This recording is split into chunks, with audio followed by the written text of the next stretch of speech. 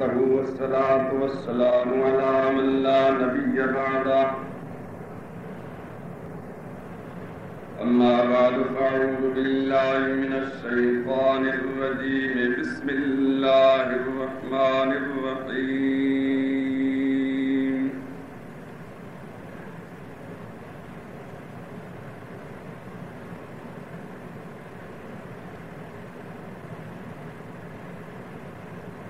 وذنون إذ ذهب مغاضبا فظن أن لن نقدر عليه فنادى في الظلمات أن لا إله إلا أنت سبحانك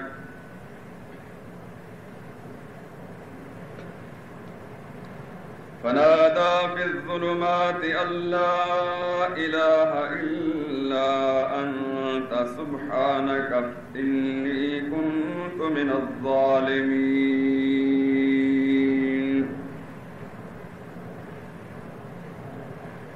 فاستجبنا له ونجيناه من الغم وكذلك ننجي المؤمنين وزكريا إذ نادى ربه رب لا تذرني فردا وأنت خير الوارثين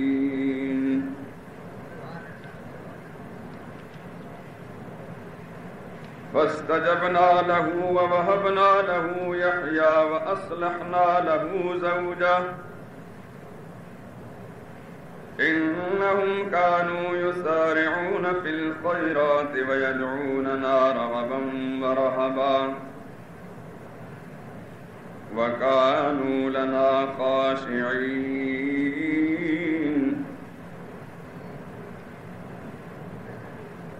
والتي أحصنت فرجها فنفخنا فيها من روحنا وجعلناها وابنها آية للعالمين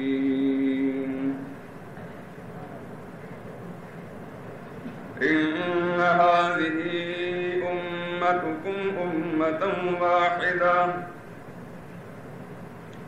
وأنا ربكم فاعبدون اور مچھلی والے کو یاد کرو جب وہ اپنی قوم سے ناراض ہو کر غصے کی حالت میں چل دیے اور خیال کیا کہ ہم ان پر قابو نہیں پائیں گے آخر اندھیرے میں اللہ کو پکارنے لگے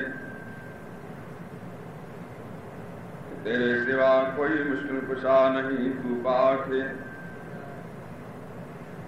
یقیناً میں ہی قصوروار ہوں تو ہم نے ان کی دعا قبول کر لی اور ان کو غم سے نجات دی ایمان والوں کو ہم اسی طرح نجات دیا کرتے ہیں اور زکریا کو بھی یاد کرو جب انہوں نے اپنے پروردگار کو پکارا پروردگار مجھے اکیلا مت چھوڑ اور تو سب سے بہتر وارث ہے تو ہم نے ان کی پکار سن لی اور ان کو یحییٰ علیہ السلام عطا کیے اور ان کی بیوی کو ان کے قابل بنا دیا یہ لوگ لپک لپک کر نیکیاں کرنے والے تھے اور ہمیں امید اور خوف سے پکارتے اور ہمارے آگے عاجزی کیا کرتے تھے اور مریم کو بھی یاد کرو جنہوں نے اپنی عفت کو پاک دامنی کو محفوظ رکھا تو ہم نے ان میں اپنی روح پھونک دی اور ان کو ان کے بیٹے کو ساری دنیا کے لوگوں کے لیے نشانی بنا دیا یہ تمہاری جماعت ایک ہی جماعت ہے اور میں تمہارا پروردگار ہوں بس میری ہی بندگی کیا کرو سبحان ربك رب العزة عما يصفون وسلام على المرسلين والحمد لله رب العالمين بے شمار ہے لیکن خدا ہے ایک مخلوق بے شمار ہے لیکن خدا ہے ایک حاجت طلب بہت ہیں حاجت روا ہے ایک.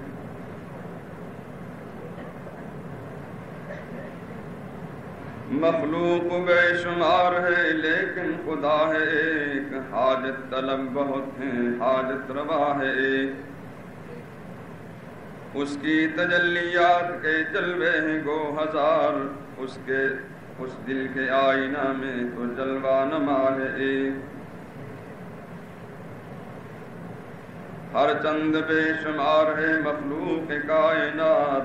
ان لاکھوں آئینوں میں نظر آ رہا ہے ایک. حاجت روا تمام زمانہ کا ایک ہے. ہیں کشتیاں ہزار مگر ناخدا ہے ایک. ہے ذات وحدہ کے سوا کون چارہ ساز. ہے ذات وحدہ کے سوا کون چارہ ساز. دونوں جہاں میں سب کے لیے آسرا ہے ایک.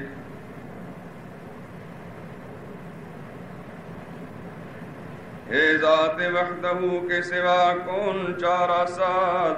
دونوں جہاں میں سب کے لیے آسرا ہے ایک. کیوں مانوں بات سنت و توحید کے خلاف. میرا رسول ایک ہے میرا خدا ہے ایک.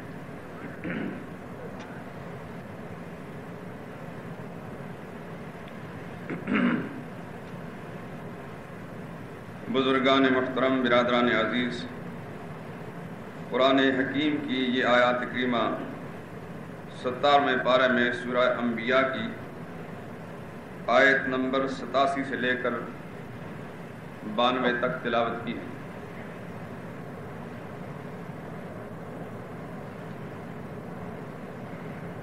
سورہ مبارکہ کے نام سے ہی بات ظاہر ہو رہی ہے کہ اس سورہ میں بہت سے انبیاء کرام علیہ الصلوۃ والسلام کے ذکر ہے.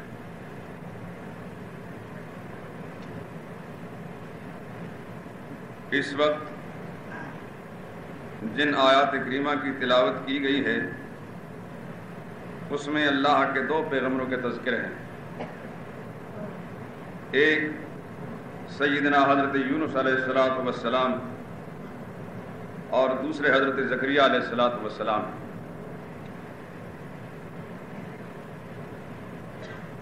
اور آخر میں ایک آیت کے اندر ایک عظیم الشان پیغمبر کی والدہ اور اس کے ذکر کے ضمن میں بیٹے کا ذکر، یعنی حضرت مریم صدیقہ اور ان کے صاحب حضرت سیدنا حضرت عیسیٰ علیہ السلام، ان کا بھی ذکر آیا.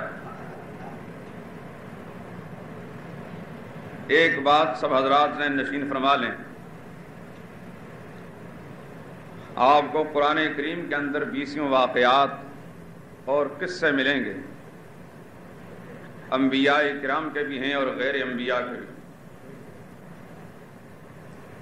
یاد رکھیں، دنیا کی کتابوں میں جب اب قصے پڑھتے ہیں تو اکثر و بیشتر کتابوں کے اندر قصہ برائے قصہ نقل کیا جاتا ہے.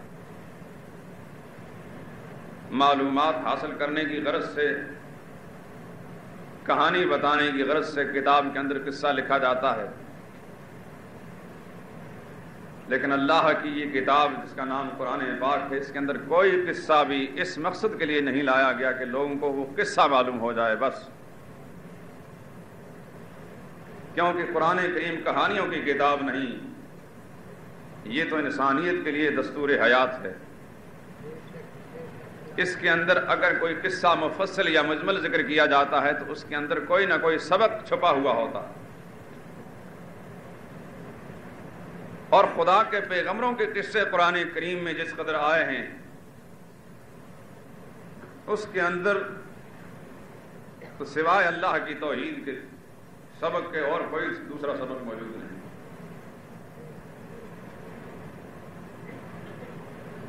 دنیا میں انسان کئی قسم کی مشکلات سے دوچار ہوتا ہے اور اپنی سوچ کے مطابق ان مشکلات کا حل تلاش کرتا ہے.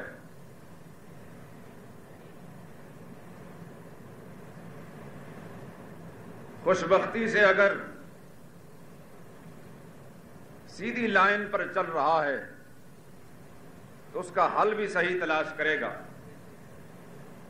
اور خدا نخواستہ کوئی بھٹکا ہوا انسان ہو تو اپنی غلط سوچ کے مطابق اپنی مشکلات کا حل بھی غلط انداز سے تلاش کرے گا۔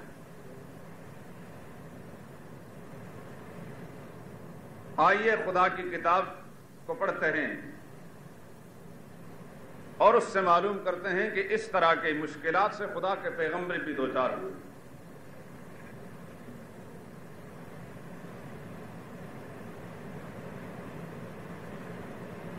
کبھی ایسا ہوتا ہے کہ خدا کا پیغمبر جسمانی تکلیف میں مبتلا ہوتا ہے،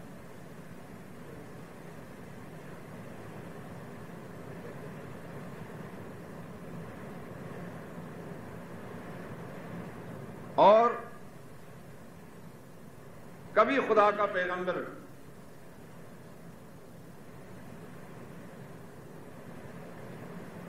کسی ایسی تکلیف کے اندر مبتلا ہوتا ہے جو اس کے بدن اور جسم و جان میں تو نہیں ہوتی، لیکن ذہنی طور پر وہ تکلیف محسوس کرتا ہے۔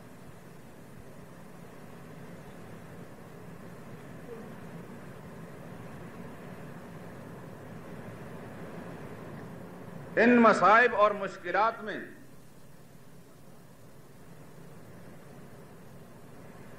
پروردگار عالم نے نمایاں سبق یہ بھی دیا ہے کہ کسی کا تکلیف میں مبتلا ہونا اس بات کی دلیل ہے کہ یہ مختار نہیں ہے، مجبور ہے،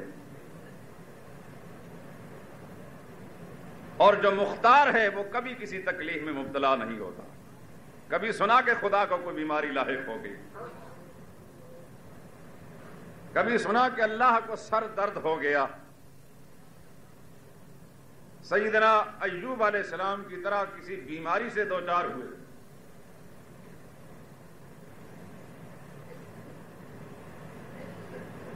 کبھی سنا کہ پروردگار عالم پر موت آ رہی ہے۔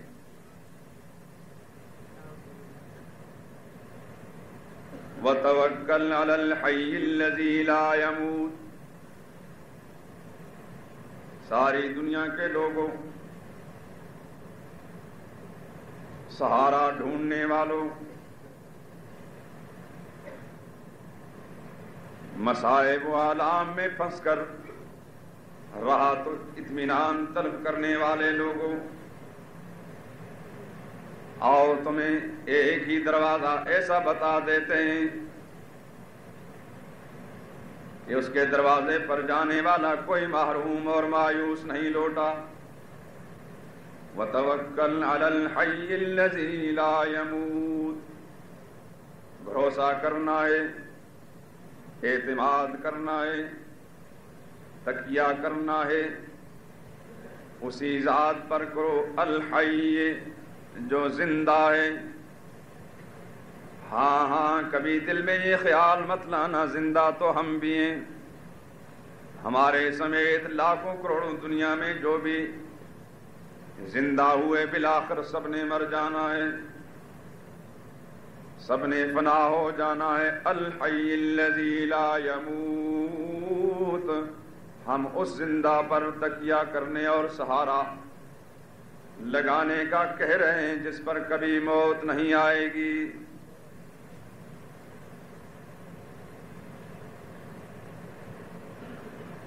اور جو مرنے کے لیے دنیا میں پیدا ہوا یا مر گیا یا جس کی قبر بن گئی، روزہ بن گیا، وہ پکارنے کے لائق نہیں۔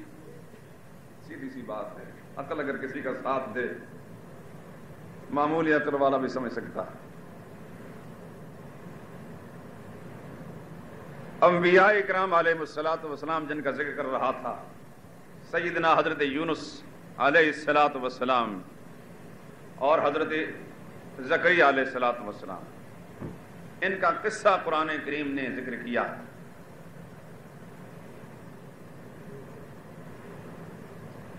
یونس علیہ السلام جسمانی تکلیف میں مبتلا ہوئے،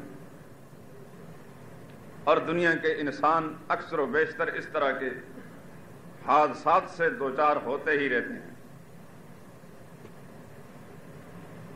زکریا علیہ السلام کو بدن میں کوئی تکلیف تو نہیں تھی،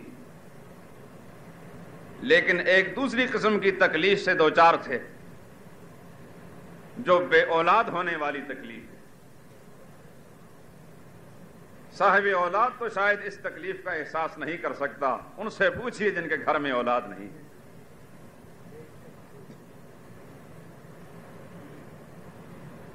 بڑے بڑے دولت والے اور بڑے بڑے اختیار والے بھی کبھی کبھی ہتھیار پھینک کر کہتے ہیں اے اللہ ایک بیٹی ہی دے دے۔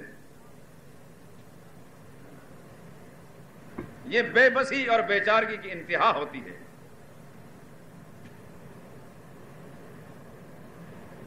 دیکھیے قرآن کریم سے معلوم کیجئے یونس علیہ السلام کو کس طرح کے حالات سے دوچار ہونا پڑا اور انہوں نے کام کیا کیا، اور اس کے بعد پھر اپنے لیے سبق تلاش کیجئے کہ ہم بھی اس طرح کی تکلیف میں مبتلا ہو کر ہم نے کیا کرنا ہے،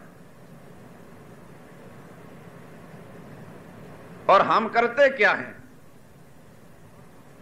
کرنا کیا چاہیے، کر کیا رہے ہیں۔ اس پر بھی ہم کہتے ہیں کہ ہم خدا کے ماننے والے ہیں، محمد مصطفیٰ صلی اللہ علیہ وسلم کے ماننے والے ہیں۔ لائن وہ اختیار کی ہے جو ابو جہل کی ہے، اور سمجھ رہے ہیں کہ صدیق اکبر کے ساتھ ہمارا رشتہ جڑ گیا، چلتے اس راستے پر ہیں جو نبی کے خلاف ہے، اور سمجھ رہے ہیں کہ ہم نبی کے راستے پر چل رہے ہیں۔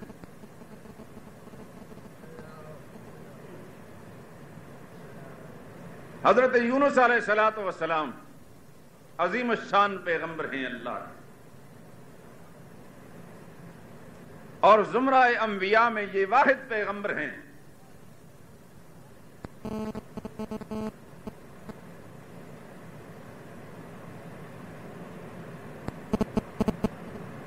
کہ جن کے بارے میں یہ بھی بتا دیا گیا کہ جس قوم کی طرف یہ مبعوث ہوئے تھے ان کی تعداد کتنی تھی، اور یہ بھی قرآن کریم نے بتا دیا کہ سارے پیغمبروں کی امتوں میں سے یونس علیہ السلام کی امت وہ واحد امت ہے کہ شرک اور کفر میں مبتلا ہونے کے بعد اس قوم نے سچے دل سے توبہ کی، خدا کے عذاب سے بچ گئے۔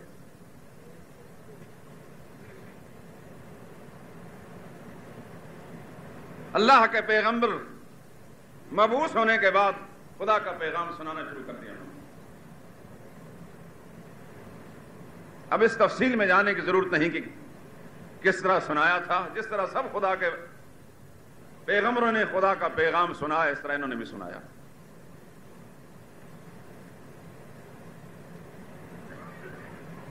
اسی سورہ مبارکہ میں، سورہ انبیاء کے شروع میں تمام پیغمبروں کا اجمالی ان کا جو پیغام ہے اس کو قرآن ذکر کرتا ہے۔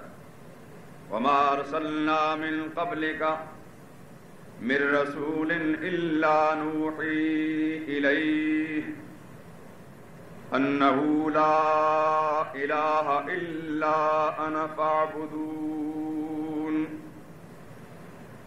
میرے لاڈلے پیغمبر، آپ سے پہلے بھی جتنے پیغمبر ہم نے بھیجے، سارے کے سارے پیغمبر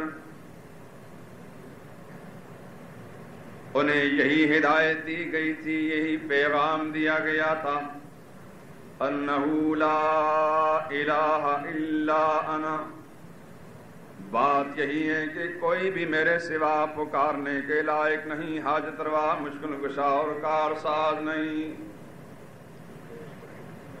جب سب کا پیغام ایک ہی تھا، اب اس تفصیل میں جانے کی ضرورت نہیں، دیکھنا یہ ہے کہ اس پیغام سنانے کے بعد کیا ہوا۔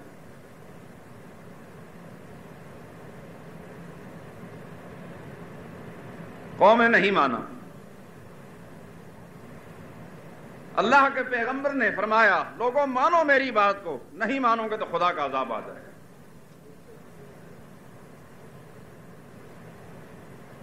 مگر پھر بھی کوئی ٹس سے مس نہ ہوا۔ آخر اللہ کے پیغمبر نے فرما دیا کہ 3 دن کے اندر اندر تم پر خدا کا عذاب آئے گا اور تم سب ہلاک ہو جاؤ گے۔ اور نبی نے جو وعدہ کیا اس کے مطابق عذاب کے کچھ آثار بھی سامنے آئے، اور اللہ کے پیغمبر نے بتا دیا کہ دیکھ لو وہ نشانیاں سامنے آ گئی۔ ادھر یہ فرمایا اور دوسری طرف خدا کے پیغمبر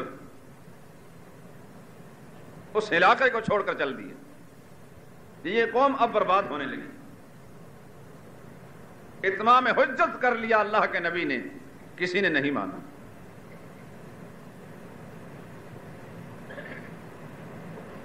یونس علیہ السلام وہاں سے تو نکل کھڑے ہوئے،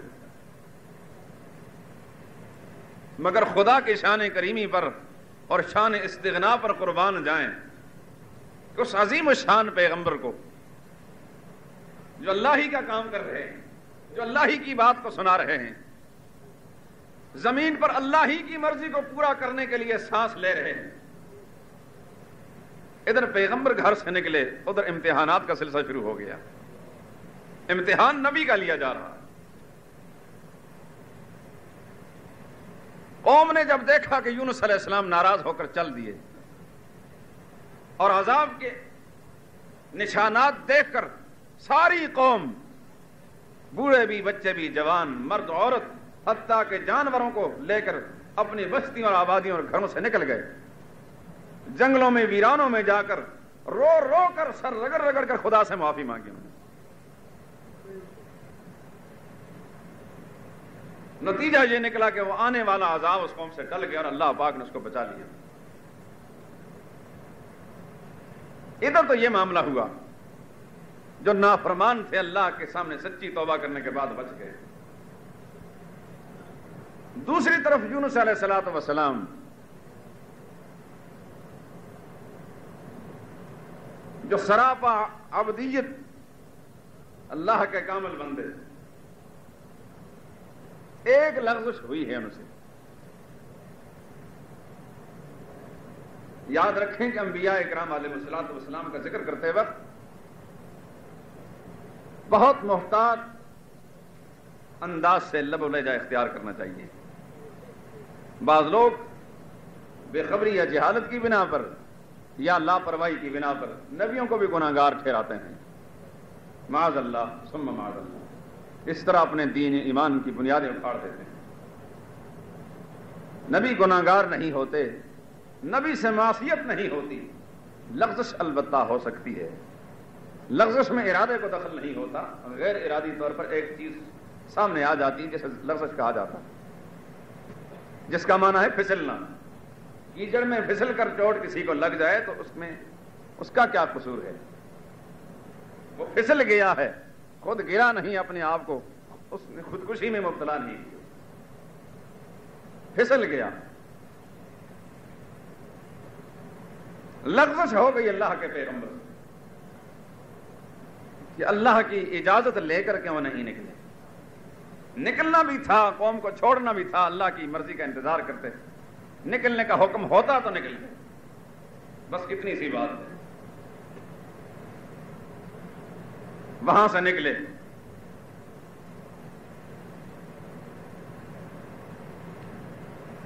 تفصیلات میں جانے کا وقت نہیں، بڑے امتحانات سے دو چار کو ہے کہ پیغمبر کو گزرنا پڑا۔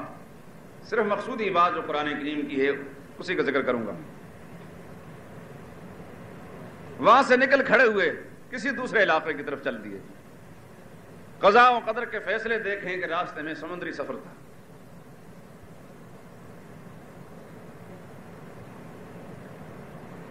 کشتیوں کے ذریعے سے آر پار ہوتے تھے۔ جو اسباب کا محتاج ہے وہ خدا نہیں ہے، وہ حاجت روا نہیں ہے۔ خدا کے پیغمبر سیدنا یونس علیہ السلام بھی کشتی پر سوار ہوئے، اسباب کا بروئے کار لا کر۔ ہیں عظیم الشان پیغمبر، جلیل القدر نبی، مگر اسباب کے وہ بھی محتاج ہیں۔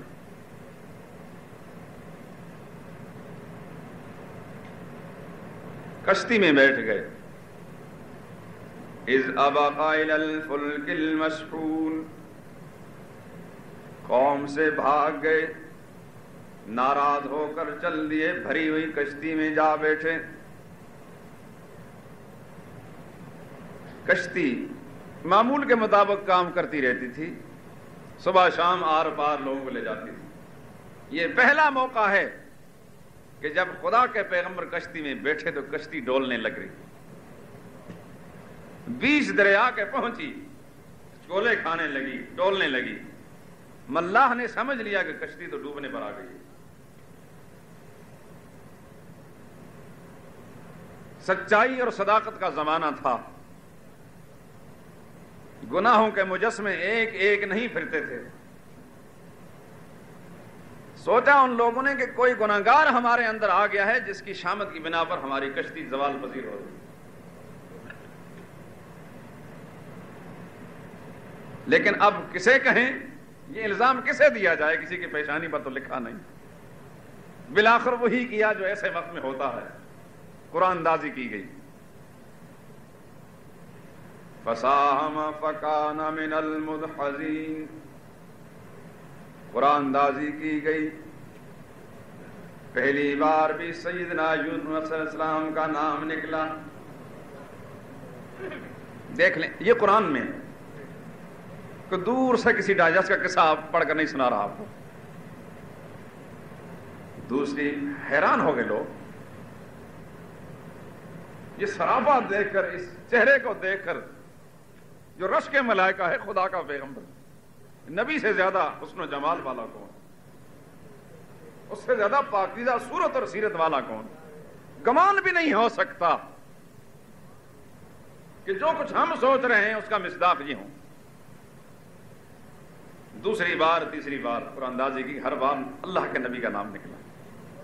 فَكَانَ مِنَ الْمُدْحَضِينَ، مورد الزام یونس علیہ السلام ہی ٹھہرائے گئے۔ اب تو اترنا پڑے گا۔ اللہ کے پیغمبر نے اللہ کی مرضی پا کر خود ہی چھلانگ لگا دی۔ فَالْتَقَمَهُ الْحُوتُ، اللہ کی مرضی کے مطابق سمندر میں ایک مچھلی تیار منہ کھولے کھڑی تھی، اس مچھلی نے حضرت یونس کو لقمہ بنا لیا۔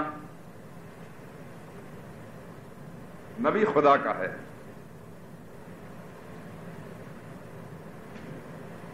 اللہ کی مرضی کا کام کر رہا ہے۔ کیا کچھ ہو رہا ہے دوستو؟ میری اور آپ کی سوچ اگر ہو، ہم تو سمجھیں گے کہ یہ زیادتی ہو رہی ہے۔ اللہ کسی کی مرضی کا پابند نہیں۔ سمجھیں اس بات کو میرے دوستو، اللہ جو کچھ کرتا ہے اپنی مرضی سے کرتا ہے۔ اس کے رازوں کو وہی جانتا ہے، کوئی اس کے رازوں کو نہیں جان سکتا۔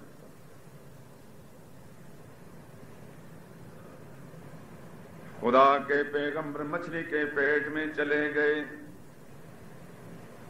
اب دنیا والوں میں سے کوئی نہیں جانتا اللہ کے پیغمبر یونس علیہ السلام کہاں ہیں۔ کشتی والے پشیمان اور نادم ہو کر اگر غوطہ خور بھی دریا میں بھیج دیں، اب واپس نہیں لا سکیں گے۔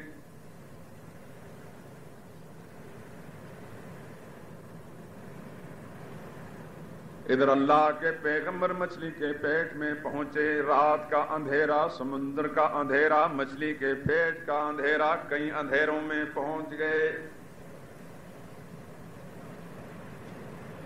ایک بات سمجھیے میرے دوستو بزرگوں، اللہ قرآن کی سمجھ عطا فرمائے سب کو۔ اللہ سب مسلمانوں کو اپنے قرآن کے ساتھ وابستہ کر دے۔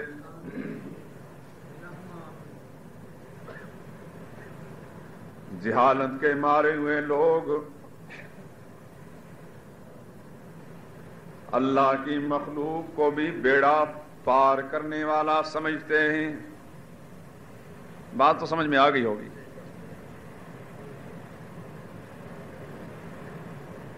کوئی کہتا ہے تو کشتی پار کر میری معین الدین اجمیری، یہ بھی مسلمان کہلانے والے ہیں۔ کوئی کہتا ہے بھاؤ الحق بیڑا دھک،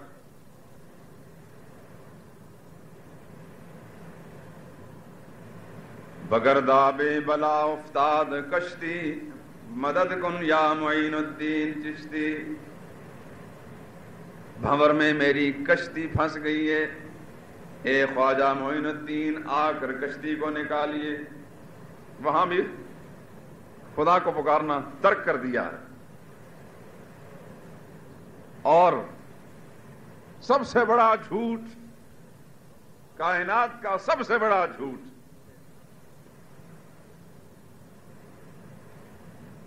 شیخ عبد القادر جیلانی قطب یزدانی امام ربانی واللہ کا عظیم الشان ولی موحد انسان ساری زندگی اللہ کی توحید کا پرچار کرتے رہے. شیطان جو ازلی دشمن ہے نسل آدم کا، اس نے یہ کہا اے شیخ عبد القادر جیلانی ساری زندگی آپ میرے منصوبوں کو مٹی میں ملاتے رہے، آپ دنیا سے جائیں تو صحیح میں ایسا شرک کرواؤں گا کہ آپ کا نام لے لے کر لوگ شرک کریں گے. آپ نے میرے خلاف کام کیا تو میں آپ کے منصوبوں کے خلاف کام کروں گا. نام آپ کا لیں گے، آپ کا نام لے کر آپ کی ساری محنتوں پر پانی پھیر دیں گے. میں دیکھتا ہوں کیسی توحید بیان کرتے ہو، آپ ہی کو پجواؤں گا. کس سے گھڑے گئے؟ ہمارے شیخ فرمایا کرتے تھے دنیا میں جھوٹے قسم کے لوگوں نے جھوٹ کو جب پھیلانا چاہا تو تدبیر یہ اختیار کی کہ اللہ کے کسی نبی کا نام لے لو یا کسی ولی کا نام لے لو، اس کی نسبت سے جھوٹ کو پھیلاؤ، ہاتھوں ہاتھ لوگ لے لیں گے اور دنیا میں پھیل جائے. قصہ گڑا. ایک بڑھیا تھی، ایک مریدنی تھی حضرت شیخ کی، وہ 11ویں شریف دیا کرتی تھی. آپ حضرات تو اچھی طرح سمجھتے ہیں کیونکہ جتنا اہتمام آپ کے لاہور شہر میں یا آپ کے صوبے میں کیا جاتا ہے شاید کہیں اور اتنا نہ ہو. اس واسطے اس کا جاننا پہچاننا تو کوئی مشکل نہیں. ابھی رمضان مبارک کی 10ویں تاریخ کی شام کو دودھ کی ایک بوند نہیں مل رہی تھی. ہمارے یہاں دودھ لانے والا افطاری کرانے کے لیے جس کو دودھ لانے پر مامور کیا گیا وہ دودھ نہیں لایا. شام تک انتظار کر کر کے مایوس ہو گئے. پتہ چلا کہ وہ جو روزانہ 100 روپیہ دودھ دے کر لیا کرتا تھا آج اس کو کوئی پرواہ نہیں 100 روپے کی. اس نے خالص دودھ جو ہے 11ویں شریف کو وہاں پہنچا دیا ہے بغیر کسی معاوضے کے.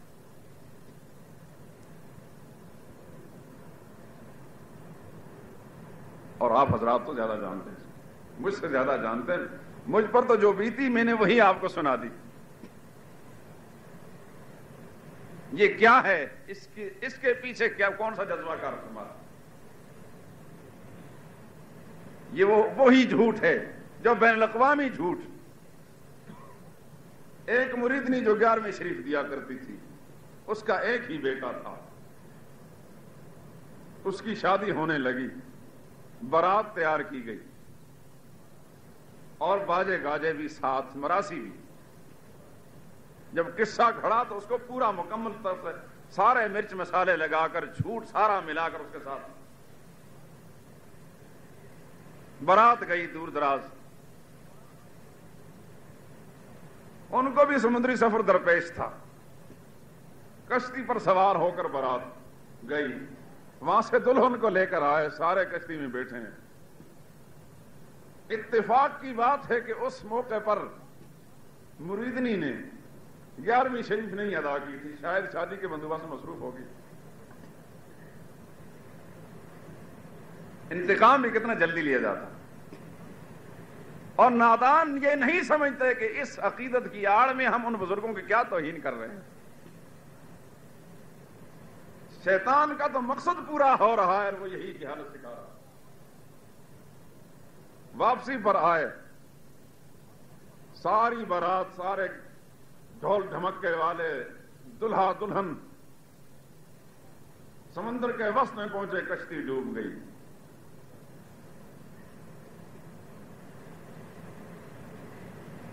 سب کچھ ختم ہو گیا، پوری کشتی ڈوب گئی۔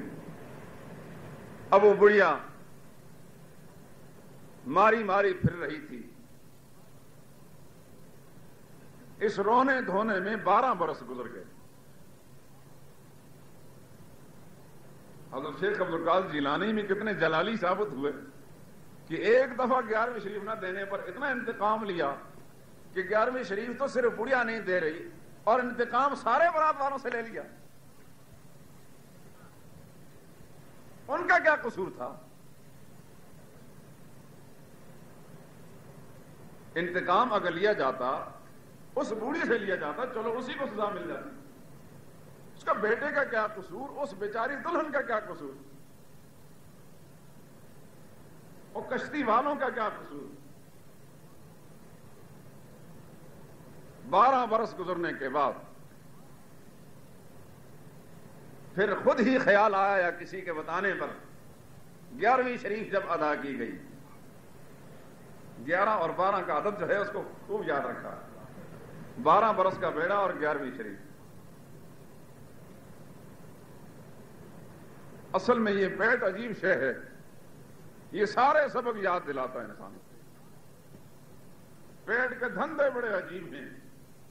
جب یہ سوار ہوتا ہے انسان کے کندھے پر، لگا تو انسان کے بدن کے وس میں، لیکن اس قدر غالب ہوتا ہے کہ انسان کے اوپر سوار ہو جاتا ہے، پھر اس کو کچھ سجائی نہیں دیتا، نہ حلال کا پتہ نہ حرام کا۔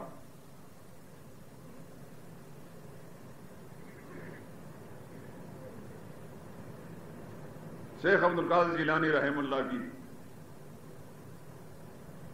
11ویں دی گئی۔ حضرت شیخ نے اپنا ہاتھ ڈالا سمندر میں، خود کہاں بیٹھے ہوں گے؟ سمندر کتنا چھوٹا سا تھا جس میں کشتی بھی ڈوب گئی، پتہ نہیں جسم کتنا اس وقت گھڑ لیا۔ ہاتھ ڈالا اور سمندر کی تہہ میں سے کشتی کو پکڑ کر باہر نکالا، اور وہی ڈما ڈم ہو رہا تھا اور سارے زندہ سلامت باہر نکلا۔ 12 برس کے بعد بیڑا پار کر دیا۔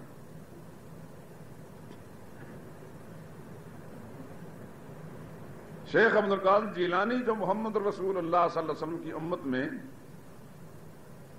نبی نہیں ہیں، صحابی بھی نہیں ہیں، ایک ولی ہیں، ایک عالم دین ہیں۔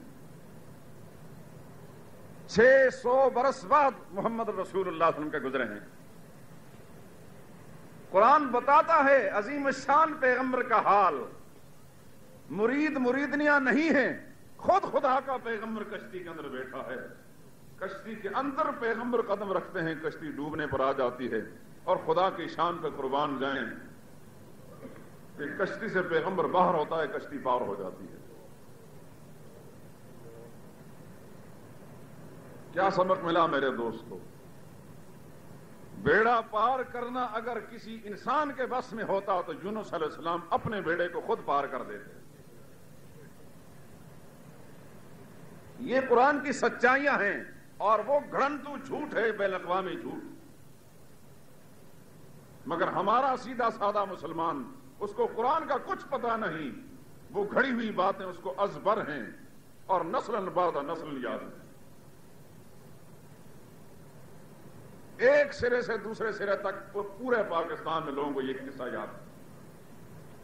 اس کائنات کے اندر کوئی ایک صفحہ ایسا نہیں ہے کسی دینی کتاب کا کہ جس کے اوپر یہ بات لکھی ہوئی ہو، مگر شیطان اس کی کارستانیاں بھی عجیب ہیں کہ اس نے کس طرح اس جھوٹ کو پھیلایا اس دھرتی پر۔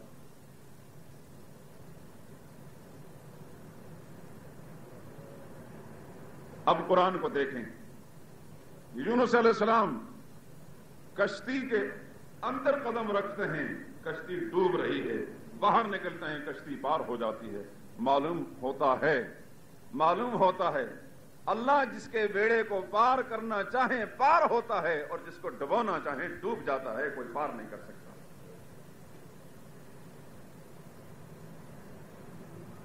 آگے دیکھیں، پیغمبر خود مچھلی کے پیٹ میں پہنچ گئے۔ وہاں کسی کو پتا تھا؟ زیادہ سے زیادہ کشتی کے چند افراد کو پتا ہوگا کہ ایک آدمی آیا تھا۔ یہ بھی نہیں بتایا ہوگا حضرت یونس نے کہ میں وقت کا پیغمبر ہوں، مجھے میرے ساتھ یہ کیا معاملہ کر رہے ہیں.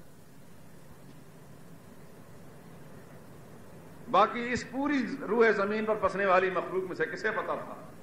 ہاں، ایک کو پتا تھا، ایک اور صرف ایک جانتا تھا جو سب کے حال کو جانتا ہے، وہ بے خبر نہیں تھا. اب یونس صلی اللہ علیہ وسلم نے مچھلی کے پیٹ میں کیا کہنا شروع کر دیا؟ بھاولاک بیڑا دھک، امداد کن از بند غم آزاد کن. مشرکوں کے گڑھنتو امداد کن از بند غم آزاد کن، در دین دنیا شاد کن یا شیخ عبد القادرہ. جب پکارتے ہیں غیر اللہ کو تو یوں کہتے ہیں آپ مدد کیجئے، مصیبتوں سے نجات دیجئے، دنیا آخرت کی ساری خوبیاں آپ سے مانگتے ہیں اے شیخ عبد القادر جیلانی. وہاں حضرت یونس نے یہی پکارا. چلو جی، یہ تو بعد میں پیدا ہوئے، اپنے سے پہلے کسی پیغمبر کو پکارا ہو. اے ابراہیم علیہ السلام، آپ تو اللہ کے خلیل تھے، آپ ہی مجھے یہاں سے نکالیے. نوح علیہ السلام، ہود علیہ السلام، صالح علیہ السلام، کسی ایک نبی کا نام نہیں. یہ گستاخی ہو رہی ہے کہ نبیوں کو نہیں پکار رہے، مشکل میں پھنسے ہوئے ہیں. نہیں میرے دوستو، اللہ کے پیغمبر بجا طور پر یہ سمجھتے ہیں کہ مصائب اور آلام میں پھنس کر اور رات اور اطمینان کے اندر بھی مبتلا ہو کر پکارنے کے لائق ایک ہی ذات ہے. وَظَنُّونِ إِذْ ذَهَبَ مُغَاضِبًا فَظَنَّ أَن لَّن نَّقْدِرَ عَلَيْهِ. او دنیا کے لوگوں، مچھلی کے پیٹ میں جانے والے کو ذرا یاد کرو. یونس علیہ السلام اپنی قوم سے ناراض ہو کر چل کھڑے. فَظَنَّ أَن لَّن نَّقْدِرَ عَلَيْهِ، شاید سوچا ہو کہ ہم کوئی مواخذہ نہ کریں گے، لیکن ہوا یہ کہ بالآخر مچھلی کے پیٹ میں پہنچ گئے. پیٹ میں پہنچنے کے بعد بھی اللہ کے پیغمبر نے یہ جانا کہ جب میں اس دنیا میں تھا وہاں بھی میری مشکل کشائی کرنے والا اللہ تھا، اور مچھلی کے پیٹ میں پہنچانے کے بعد بھی اگر کوئی نکال سکتا ہے تو اللہ ہی. اس لیے اللہ کے پیغمبر نے فنادا فی الظلمات، ان اندھیروں کے اندر انہوں نے پکارنا شروع کیا. فی الظلمات، ظلمت کی جمع ہے. ایک اندھیرا نہیں، رات بھی اندھیری ہے، سمندر کا اپنا اندھیرا ہے، مچھلی کے پیٹ کا اپنا اندھیرا ہے. کئی اندھیروں میں پھنس کر اللہ کا پیغمبر جانتے ہیں اس وقت پوری کائنات میں سے کوئی بھی میرے حال کو جاننے والا بھی نہیں اور میری پکار کو سننے والا بھی نہیں. اس لیے کہ سمیع بھی وہ ہے، علیم بھی وہ ہے. قرآن پاک میں عیسائیوں کی تردید کرتے ہوئے عیسیٰ علیہ السلام اور ان کی والدہ کا ذکر کر کے قرآن کہتا ہے مَا الْمَسِيحُ ابْنُ مَرْيَمَ إِلَّا رَسُولٌ قَدْ خَلَتْ مِن قَبْلِهِ الرُّسُلُ وَأُمُّهُ صِدِّيقَةٌ. اور جہالت کے مارے ہوئے عیسیٰ علیہ السلام کو خدا کہنے والوں، وہ تو اللہ کے رسول ہیں، ان کی ماں بھی اور کچھ نہیں، اللہ کی ولیہ ہیں. کانا یأکلان الطعام، ان کا انسان ہونا، ان کا مجبور ہونا اس بات سے ثابت ہوتا ہے کہ دونوں روٹی کھایا کرتے تھے. اتنی بات بھی تمہاری کھوپڑی میں نہیں بیٹھتی. جو کھانے کا محتاج وہ قدم قدم پہ ہر چیز کا محتاج، جو محتاج ہوتا ہے مختار نہیں ہوتا. قل اتعبدون من دون اللہ ما لا یملک لکم ضرا ولا نفعا. میرے پیغمبر ان کو یہ بھی بتا دیجئے اور جہالت کے مارے ہوئے لوگوں، هو السمیع العلیم، اور وہ جو اللہ ہے وہ سننے والا بھی ہے، جاننے والا بھی ہے۔ یہی عقیدہ تھا یونس علیہ السلام کا، وہی سمیع بھی ہے، علیم بھی ہے۔ فنادا فی الظلمات، اندھیروں میں پکارا، اللہ الہ الا انت۔ میرے دوستو اپنے کلمے کا معنی بھی ٹھیک سمجھ لو، لا الہ الا اللہ کا معنی بھی سمجھ لو۔ یونس علیہ السلام سمجھا، اندھیروں میں پکارنے لگے، لا الہ الا انت، کوئی مشکل کشا نہیں، جس مشکل میں پھنس گیا ہوں یہاں سے کوئی نکالنے والا نہیں۔ معنی سمجھ میں آ رہا ہے کہ نہیں؟ لا الہ الا انت، تیرے سوا میرے حالات کو جاننے والا نہیں، تو ہی جانتا ہے۔ لا الہ الا انت، تیرے سوا میری اس پکار کو سننے والا کوئی نہیں۔ انت سبحانک، اپنے کمالات میں، اپنی خوبیوں میں یا اللہ تو پاک ہے، تیرا کوئی شریک نہیں۔ تو ہی حاجت روا ہے، تو ہی مشکل کشا ہے، تو ہی دور اور نزدیک سے پکاروں کو سننے والا اور مصیبت زدہ انسان کی پکار پر لبے کہنے والا۔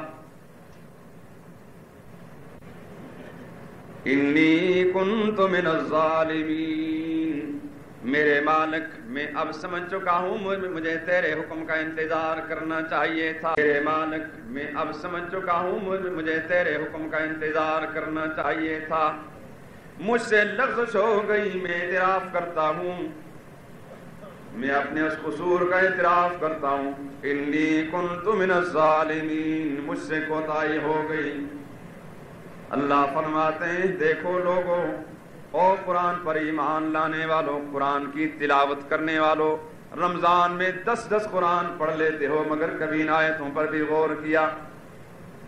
سارے رمضان میں تراویح میں قرآن بھی سن لیتے ہو مگر ان آیتوں پر بھی غور کر کے جایا کرو۔ فاستجبنا لہ، ہمارے پیغمبر کو دیکھو کن حالات سے دو چار ہوئے اور انہوں نے اس کے بعد کیا کام کیا۔ ہمارے ہی دروازے پر آ کر انہوں نے دستک دی۔ وہ سمجھتے تھے کہ ایک ہی دروازہ ہے جہاں سے حاجت روائی ہوتی ہے، مشکل کشائی ہوتی ہے۔ حاجت روا کون؟ فاستجبنا لہ، چونکہ اس وقت ان کے حالات کو جاننے والے بھی ہم تھے، پکار کو سننے والے بھی ہم تھے، اور ہم یہ بھی جانتے ہیں ہمارا پیغمبر ہمارے سوا کسی اور کو نہیں پکارتا، چاہے کسی قسم کے حالات سے بھی دو چار ہو۔ فاستجبنا لہ، ہم نے یونس علیہ السلام کی پکار کو سن لیا اور قبول کر لیا۔ ونجیناہ من الغم، اور اس مصیبت جس میں وہ پھنس گئے تھے ہم نے ان کو اس سے نجات بھی دے دی۔ اس کے بعد اللہ فرماتے ہیں ایک قانون بیان کر کے فرمایا وَكَذَلِكَ نُنْجِي الْمُؤْمِنِينَ، اور دنیا کے لوگوں، ایمان والو، جب بھی کسی مصیبت سے دو چار ہوا کرو ہمارے ہی دروازے پر دستک دو، ہم ایمان والوں کو یوں ہی نجات دیا کرتے ہیں۔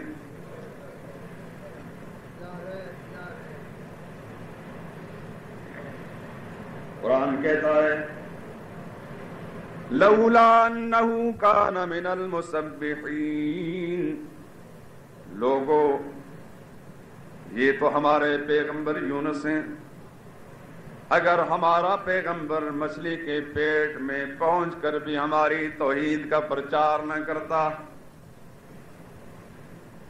آپ حیران رہیں گے یہ کیسی بات کر رہا ہے، میں قرآن کریم کی آیت سے بات کہہ رہا ہوں۔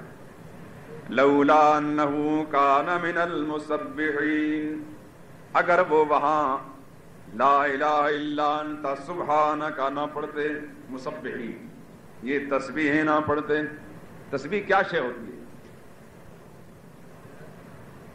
اللہ فرماتے ہیں تسبح لہ السماوات السبع والارض ومن فیہن، ساتوں آسمان تم ان کی بولی کو نہیں سمجھتے. وہ اللہ کی توحید کا اقرار کرتے ہیں اور زمینیں بھی اللہ کی توحید کا اقرار کرتی ہیں. وَإِن مِّن شَيْءٍ إِلَّا يُسَبِّحُ بِحَمْدِهِ, بلکہ انسان اور جن کو چھوڑ کر اس دھرتی پر کوئی ایسی چیز نہیں جو اللہ کی تسبیح و تحمید یعنی اللہ کی توحید کا اقرار و اعتراف نہ کرتی ہو. وَلَٰكِن لَّا تَفْقَهُونَ تَسْبِيحَهُمْ, اے لوگو تم ان کی بولی کو نہیں سمجھتے, اس واسطے ان کی توحید کے اعلان اقرار کو بھی نہیں سمجھ سکتے. لیکن جس کی تسبیح و تحمید کر رہے ہیں وہ سب کی بولیوں کو جانتا ہے, بلا پوری تمیز کے ساتھ جانتا ہے. ہر چیز خدا کی توحید کو تسلیم کرتی ہے. دنیا میں شرک کرنے والا صرف انسان یا جن.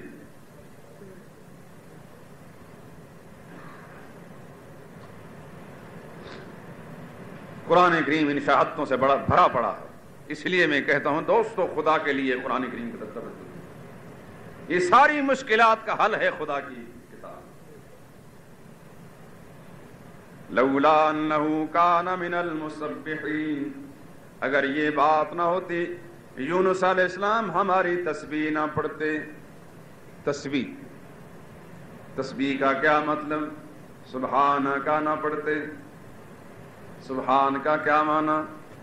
سبحانک اللہم وبحمدک وتبارک اسمک وتعالی جدک. یہ وہی تسبیح ہے جو آپ پڑھتے ہیں نماز میں. کیا کہتے ہیں؟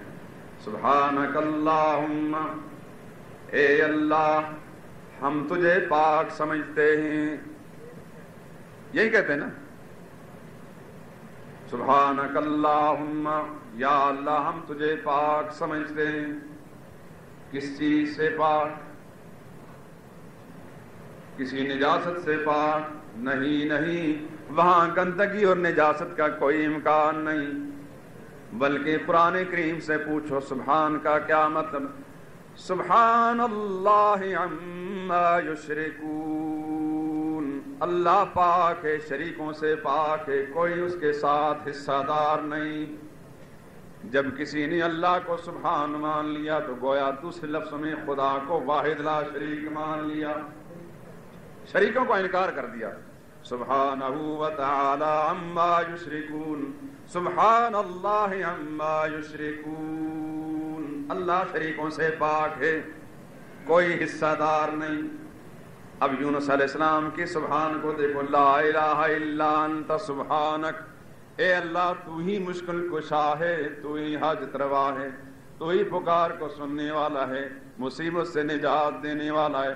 سبحانک, تیرے سوا کوئی مشکل کشا نہیں, کوئی حاجت روا نہیں, کوئی پکار کو سننے والا نہیں, کوئی مشکل دور کرنے والا نہیں. یہ ایک لفظ سبحان کے اندر مفہوم چھپا ہوا ہے. پڑھتے تو چلے جاتے ہیں دوستو, مگر غور نہیں کرتے. امام بخاری لکھتے ہیں کلمتان خفیفتان علی اللسان ثقیلتان فی المیزان حبیبتان الی الرحمن سبحان اللہ وبحمدہ سبحان اللہ العظیم. اس پر امام بخاری نے بخاری شریف کو ختم کیا. یہ والناس ہے بخاری کا ختم. کلمتان آپ بھی سمجھ لیں, دو کلمے ایسے ہیں خفیفتان علی اللسان, جو زبان پر بڑے ہلکے ہیں, یعنی 1 منٹ سے پہلے زبان ان کو پڑھ لیتی ہے. ثقیلتان فی المیزان, کل قیامت کے روز جب اللہ کی بارگاہ میں جائیں گے سب کے اعمال تولے جائیں گے. یہ کلمے وہاں جب رکھے جائیں گے تو میزان عمل میں بڑے وزنی ثابت ہوں گے, بھاری ہو جائیں گے, جھکا دیں گے اس پلڑے کو. حبیبتان الی الرحمن, اللہ کو بہت محبوب ہیں. سبحان اللہ وبحمدہ سبحان اللہ العظیم. یہ ہیں دو کلمات, سبحان اللہ وبحمدہ سبحان اللہ العظیم. میرے دوستو, اتنی بڑی فضیلت اور اتنی بڑی شان ان کلموں کی کیوں ہو گئی؟ الفاظ کی وجہ سے ہو گئی یا اس کے اندر جو مفہوم چھپا ہوا ہے اس کی وجہ سے؟ ترکیب الفاظ سے نہیں, اس کے اندر جو راز چھپا ہوا ہے دوستو اس کی وجہ سے اللہ نے یہ مقام دیا ہے. راز کیا ہے؟ سبحان اللہ، اللہ پاک ہے، شریکوں سے پاک ہے، حصہ داروں سے پاک ہے، وہ حاجت روا ہے، اس کے سوا کوئی حاجت روا نہیں، کوئی مشکل کشا نہیں، کوئی پکاروں کو سننے والا نہیں، کوئی عالم الغیب نہیں، کوئی مختار کل نہیں، کوئی اولاد دینے والا نہیں، کوئی شفا دینے والا نہیں، کوئی غنی بنانے والا نہیں، کوئی فقیر بنانے والا نہیں۔ وَبِحَمْدِهِ، سارے کمالات، ساری خوبیاں، یعنی حاجت روا بھی وہ ہے، مشکل کشا بھی وہ ہے، اولاد دینے والا بھی وہ ہے، رزق دینے والا بھی وہ ہے۔ بحمدی کا یہ معنی سبحان اللہ العظیم۔ جب اتنا عظیم شان معنی اس کے اندر چھپا ہوا ہو تو کیوں اس کلمے کا یہ مقام نہ ہو؟ یہی کلمہ پڑھ کر انسان جس میں لا الہ الا اللہ کا مفہوم چھپا ہے دائرہ اسلام میں داخل ہوتا ہے، کفر سے نکل جاتا ہے۔ دوستو 100 سال کفر کرنے کے بعد بھی سچے دل سے لا الہ الا اللہ محمد رسول اللہ پڑھتا ہے انسان، سارے گناہوں سے پاک ہو کر اس طرح پاک ہو جاتا ہے کوئی آج ہی ماں کے پیر سے پیدا ہوتا ہے۔ اتنا بڑا عظیم کلمہ ہے یہ، تو اس کی عظمت جو ہے اس کا لحاظ رکھنا بھی لازمی ہے دوستو، ورنہ زبان سے کہہ بھی دیا لا الہ تو کیا حاصل، دل و نگاہ مسلمان نہیں تو کچھ بھی نہیں۔ اور پھر مدعی توحید کے اور شرک سے یہ ساز باز، ایک طرف قبروں پہ سجدے دوسری جانب نماز، یہ دونوں چیزیں میں کس قدر تضاد موجود ہے، ادھر بھی سجدے ادھر بھی سجدے۔ ہاں پھر آئیے لولا انہ کان من المسبحین، اگر ہمارے یونس پیغمبر وہاں تسبیحیں نہ پڑھتے، لا الہ الا انت سبحانک، یعنی مجھے شریکوں سے پاک نہ سمجھتے، میری توحید کا وہاں اقرار و اعتراف نہ کرتے، لَلَبِثَ فِي بَطْنِهِ إِلَى يَوْمِ يُبْعَثُونَ، تم مچھلی کے پیٹ میں ٹھہرے رہتے صبح قیامت تک، قیامت کی صبح تک وہیں رہتے، یعنی قیامت کی صبح تک ٹھہرنے کا معنی یہ ہے کہ نہ دنیا کا کوئی آدمی نکال سکتا، نہ کسی کو پتہ چلتا، ہم نہ نکالتے تو کوئی نہ نکال سکتا۔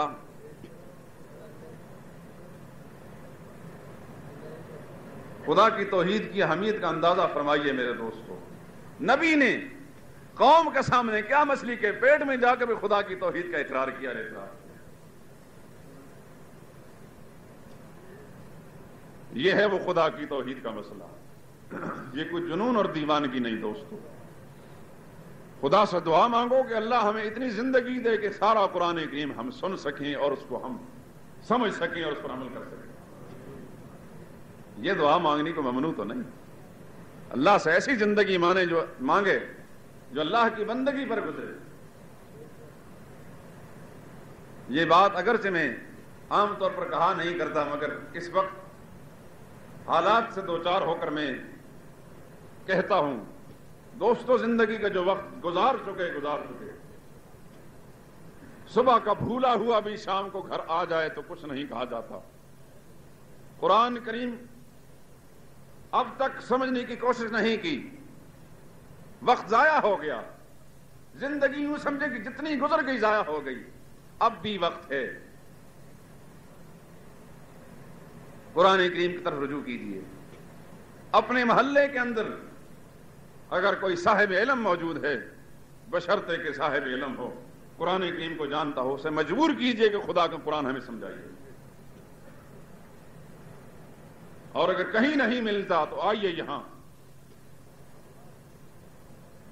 ہر رات رمضان مبارک کے علاوہ عشاء کی نماز کے بعد قرآن کریم پڑھایا جاتا ہے، اور کوشش یہ کی جاتی ہے کہ اللہ کی کتاب اس اصل شکل کے اندر جو اللہ نے نازل فرمائی تھی محمد رسول اللہ صلی اللہ علیہ وسلم پر مسلمانوں کے سامنے رکھی جائے، تاکہ لوگوں کے دین ایمان کی بقا اس پر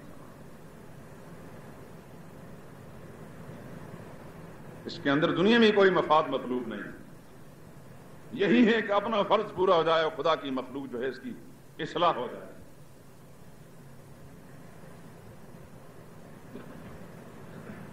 میرے دوست اور بزرگوں، یہ باتیں ہوتی رہیں گی، چند ایک سوالات ہیں، ان کا جواب سن لیجیے اور اس کے بعد پھر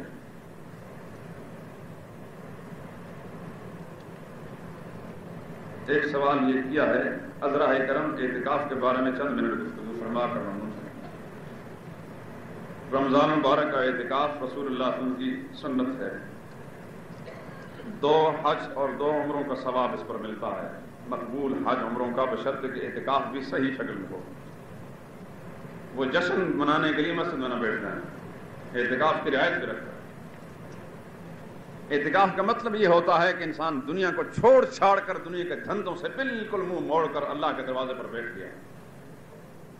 ایسا اعتکاف 2 مقبول حج عمروں کا ثواب اس پر ملتا ہے۔ اور معتکف اس کے اور جہنم کا درمیان بہت بڑی خندق رب العالمین پیدا فرما دیتے ہیں، یعنی جس طرح خندق کو پار کرنا جہنم کے لیے ممکن نہیں ہے، اس کے لیے جہنم میں پہنچنا ممکن ہے۔ 20ویں رمضان کی سورج غروب ہونے سے پہلے مسجد کے اندر آ کر بیٹھے ہیں۔ اس کے دوران کسی قسم کوئی گفتگو جو بے مقصد ہو، دین کے خلاف ہو، مت کرے۔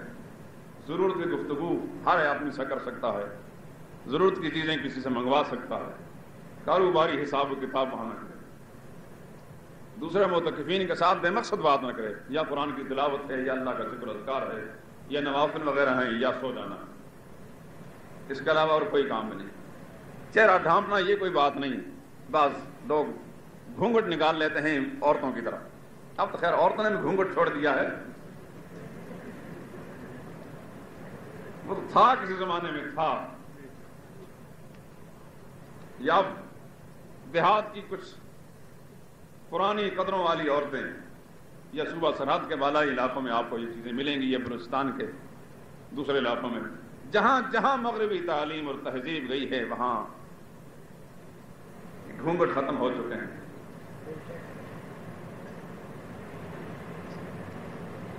البتہ یہ کہ مسجد کے اندر رہے اور دین کے خلاف کوئی بات نہ سنے نہ کرے۔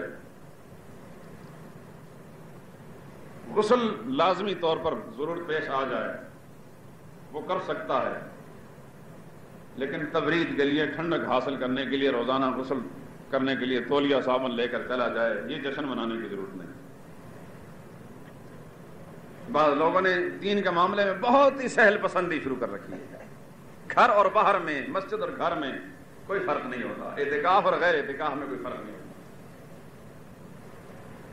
نہ حجامت بنوانی ہے، کپڑے تبدیل کرنے کی ضرورت پڑے تو وہاں تبدیل ہو سکتے ہیں۔ پسینہ تنگ کرتا ہے تو تولیہ بھگو کر اوپر سے پسینہ صاف کر لیجیے۔ 10 دن کے اندر، 9 دن کے اندر قیامت نہیں آ جاتی۔ پہلے بھی لوگ کرتے رہے، یہ موسموں کے تغیرات پہلے بھی رہے ہیں۔ یہ سردی گرمی کے موسم آج نہیں پیدا ہوئے، پہلے سے رہے۔ اور اب تو پنکھوں کی سہولت ہر مسجد کے اندر موجود ہے، پنکھے بھی نہیں ہوتے تھے۔ عرب کی گرمی کو دیکھیں اور پنکھوں کے عدم دستیابی کو دیکھیں، اور صحابہ کرام اور محمد رسول اللہ کے حال کو بھی دیکھیں، انہوں نے کبھی ایسے کام نہیں کیے۔ حالانکہ جمعہ کے جو غسل ہے یہ مسنون ہے، لیکن اعتکاف کی حالت میں کہیں ثابت نہیں کہ رسول اللہ صلی اللہ علیہ وسلم نے جمعے کے غسل میں فرمایا۔ عائشہ صدیقہ فرماتی ہیں اتنی بات تھی ضرور کہ رسول اللہ خود مسجد میں ہوتے تھے، ادنا الی راسہ، اپنے سر مبارک کو میری طرف جھکا دیتے تھے، سر کو جھکا دیتے تھے، میں رسول اللہ کے سر کو دھو لیا کرتے۔ حالانکہ اس کے علاوہ حضور صلی اللہ علیہ وسلم کبھی ثابت نہیں کہ حضور نے اپنا سر کسی سے دھلوایا ہو، خود رسول اللہ سب کام کرتے تھے۔ تو صرف سر کا دھلانا اس بات دلیل ہے پورے بدن کے غسل کرانے کی کوئی گنجائش ہوتی ہے۔ سر اس لیے کہ حضور صلی اللہ علیہ وسلم کے اکثر بال ہوتے تھے، بالوں میں تیل لگنے کی وجہ سے چند دن کے بعد کھجلی آتی ہے، خارش ہوتی ہے، اس لیے سر دھونے کے بعد وہ راحت مل جاتی ہے۔ لیکن نہ نہانے کی بنا پر ایسی حالت سے دوچار نہیں ہونا پڑتا۔ ہاں اگر کوئی آدمی اس طرح کی تکلیف سے ہمیشہ سے دوچار ہے کہ 1 دن 2 دن غسل نہ کرے تو باقاعدہ سے تکلیف شروع ہو جاتی ہے، تو اس تکلیف اور اضطرار کی حالت کے اندر اس میں گنجائش ہے کہ جا کر وہ نہا لے، تولیہ صابن سے گریز کرے۔ لیکن وہ تکلیف کی حالت میں بغیر تکلیف کے نہیں، گھر جا کر کھانا لا سکتا ہے اگر کوئی کھانا لانے والا نہیں، وضو کے لیے باہر نکل سکتا ہے، بغیر کسی ضرورت کے مسجد کے حدود سے باہر 1 قدم بھی رکھے گا اعتکاف ٹوٹ جائے گا، اور جو اعتکاف ٹوٹا ہے اس کی قضا دوبارہ بتانی پڑے گی۔ عورتوں کو بھی گھروں کے اندر اعتکاف کرنا چاہیے، گھر کے اندر کوئی جگہ اپنے لیے مخصوص کر لیں، گھر کا کام کاج کر کے بھی وہ اعتکاف کر سکتی ہے. بے مقصد بات نہ کریں, باوضو ہر وقت رہیں, گھر کے کام کاج کر کے بچوں کے لیے کھانا تیار کر کے وہ اعتکاف کر سکتی ہے. اگر کوئی عورت دوسری کام کرنے والی ہے تو نہ کریں, گھر میں کوئی اور نہیں تو وہ کر سکتی ہے. یہ فضیلت اگر مردوں کو حاصل ہوتی ہے تو عورتوں کو بھی حاصل ہونی چاہیے. دوسرا یہ سوال ہے, جو لوگ رمضان شریف میں کھانے پینے کی چیزیں بیچتے ہیں ان کے لیے کیا حکم ہے؟ کھانے پینے کی چیزیں جو ہے مختلف قسم کی ہوتی ہیں. جو چیزیں کھانے پینے کی کچی ہیں, جیسے کہ پھل بیچنا ہوا, وہ تو بیچتے ہی لوگ, اس میں کوئی اضافے کی بات نہیں. لیکن ایسی کھانے پینے کی چیزیں جیسا ہوٹل کال رکھنا, یہ شدید سنگین جرم ہے اور گناہ, اور جو روزہ خور ہوں گے ان کے گناہ میں برابر کا شریک ہوگا معاون بن کر. گویا کہ تعاون علی الاسم ہو رہا ہے. اللہ کا فرمان ہے کہ نیکی کے کام پر تعاون کرو, برائی کے اور گمراہی کے کام پر تعاون مت کرو, ورنہ ان کے ساتھ شریک ہو جاؤ گے. اور وہ آمدنی بھی حرام ہے جو روزہ خوروں کو روزہ کھلا کر جو حاصل کی جاتی ہے. رزاق خدائے پاک کی ذات ہے. اس ایک مہینے کے اندر جو یہ چیزیں اگر انسان نہ بھی کرے اور اللہ کو رزاق سمجھ کر کام شروع کر دے تو اللہ پاک ویسا سامان پیدا کر دیتے ہیں. ایک سوال کئی دنوں سے لوگوں نے مجھ سے یہ پوچھا ہے کہ چند روز اخبار کے اندر کہیں آیا ہے, کراچی سے کسی صاحب نے کوئی عہدی سینٹر ہے کہ 20 روپے دے دو تو روزہ معاف, اور پورے رمضان کے 600 روپے دے کر جو ہے روزوں سے چھٹکارا حاصل کرنے کی کوئی تدبیر. پھر اخبار کا مضمون میں نے پڑھا ہے, یہ پتا نہیں کہ انہوں نے کیا دیا تھا اور اخبار والے نے کیا لکھا ہے, لیکن اتنی بات ضرور ہے کہ اس میں لکھا ہے کہ جو لوگ بیماری یا مجبوری کی بنا پر روزہ نہیں رکھ سکتے تو وہ 20 روپے فی روزہ کفارہ دے دیں. یہ کفارے کا لفظ جو بولنا یہ جہالت ہے, یا بیان دینے والوں نے جہالت کی ہے یا لکھنے والوں نے جہالت کی ہے. کفارہ ایک جرمانہ ہوتا ہے. معذور آدمی, مجبور آدمی جو روزہ نہیں رکھ سکتا اور آئندہ بھی اس کی صحت اور تندرستی کی اور جب روزہ رکھ سکنے کی امید پیدا ہو, اس کے لیے فدیہ ہے, کفارہ نہیں. کفارہ کا مطلب یہ ہوتا ہے کہ بغیر عذر کے کوئی شخص ایک روزہ توڑ دے گا, اس کے لیے 61 دن مسلسل روزے رکھنے کا کفارہ ہے. ایک روزہ تو اس روزے کے بدلے اور 2 مہینے کے 60 روزے جو ہیں بطور کفارہ یا جرمانہ. اور جو آدمی معذور اور مجبور ہے اس کی 2 شکلیں, ایک ایسا بوڑھا ہو گیا ہے کہ اب اگر کچھ چیزیں اس کے پیٹ میں نہ جاتی رہیں تو ہلاکت خطرہ ہے, یا ایسا بیمار ہے کہ اس کے بعد افاقے کوئی شکل نہیں, وہ فی روزہ 1 مسکین کا کھانا 2 وقت کا دے سکتا ہے, اس کو فدیہ کہتے ہیں. اس واسطے عام قانون یہ بنا لینا اور عام آدمیوں کے لیے سمجھ لینا یہ بدترین جہالت ہے اور بہت بڑا جرم ہے. یہ صرف معذور اور مجبور لوگوں کے لیے, اور معذور عذر بھی وہ دائمی ہو, جو عذر کل کو ختم ہو. مثلا آج ایک آدمی بیمار ہوا, روزہ چھوڑ سکتا ہے لیکن صحت مند ہونے کے بعد اس کو قضا کرنی پڑے گی. ایسا معذور مراد ہے کہ ایسا بوڑھا ہو جائے کہ اس کے بعد اس کے ظاہر ہے کہ بڑھاپا ہی ہے, آخری منزل پر پہنچا ہوئے, دوبارہ جوان ہوگا نہیں, نہ روزہ رکھ سکے گا.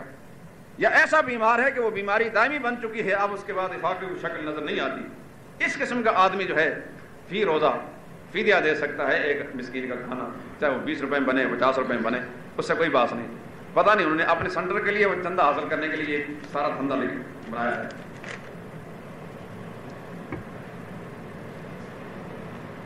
یہ تحقیق عمر عائشہ صدیقہ سلام اللہ علیہ, مسئلہ ولی عہدی, منکرات محرم, مہدویت, شب برات, یہ 5 کتابیں آپ کو بس دوبارہ ملیں گی. بہت اچھی کتابیں ہیں, آپ ان کو لے لیجیے.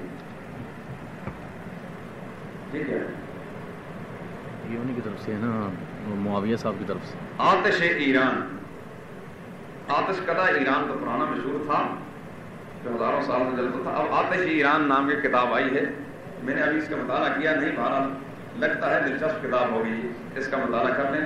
اور حلال و حرام ایک رسالہ ہے جو کئی برس پہلے میں نے لکھا تھا رشوت کے موضوع پر, جو نہیں ملتا تھا, دوبارہ یہ تیار ہو گیا ہے, آپ حضرات اس کو پڑھ سکتے ہیں. تفسیر عثمانی, تفسیر عثمانی یہ بڑی بے نظیر تفسیر ہے, علامہ شبیر احمد عثمانی رحمہ اللہ تعالیٰ کی. کوزے میں سمندر بند کرنے کی مثال ہے, یہ بہت عمدہ تفسیر ہے. میں سمجھتا ہوں کہ کسی مسلمان کے گھر جو ہے اس سے خالی نہیں ہونا چاہیے, وہ بھی شاید آپ کو باہر سے مل جائے, لے لیں. میرے دوست بزرگوں, آخر میں آپ حضرات سے وہی اپیل جو پچھلے جمعے میں نے کی تھی, آپ حضرات میں سے بعض دوستوں نے تعاون کیا اور بعض مدارس کو الحمدللہ پہنچا دیا گیا، لیکن کچھ مزید ضرورت مند ہیں۔